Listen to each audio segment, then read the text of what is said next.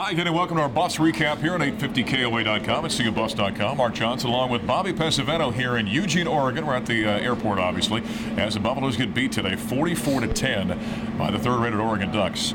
Partner, it was nice to have it on our first broadcast for you. What were your thoughts on this ball game today? Changing quarterback, get beat, injured defense, but still the Buffaloes played some competitive football. Yeah, it was a pleasure to join you. And, I think they fought the team we all expected. I mean, they're the best team in the country for a reason. Yeah. One of the best players in the country for a reason.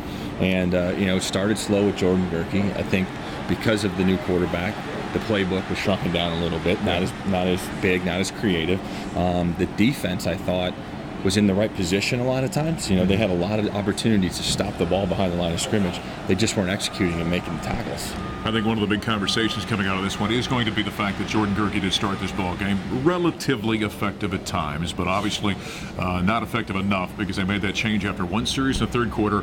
Cephalufan comes back. As you evaluate this moving forward, is there any doubt who should be starting next week? Not in my mind. I think it was very clear from the first half to the second half who the better quarterback is right now for this team. And, I think they've been putting up, 450 yards a game right now, barely cracked 250 without Cepho out there the whole time. So I would expect Cepho to be the starter next Saturday at Utah. Speaking of quarterbacks, Marcus Mariota, obviously the favorite right now for the Heisman Trophy. Were you duly impressed today? Absolutely. He is a heck of a football player, not only throwing it, but running it. He manages the game, and he just puts a defense in so many tough situations. Yeah, when he makes a decision to go, you can't miss by much because he'll magnify those issues defensively.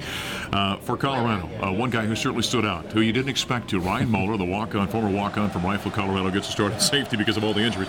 He was all over the field today. You got to be impressed. I mean, that's when opportunity knocks, and he made the most of it. I think he had 7 tackles in the first half, and they were all solo. Yeah. I mean, he was coming up, making plays, and a lot of big hits when he was making those tackles. He had 13 solo tackles, 14 total, 1 pass breakup, 1 tackle for a loss. Very impressive for the young man who got his first career start.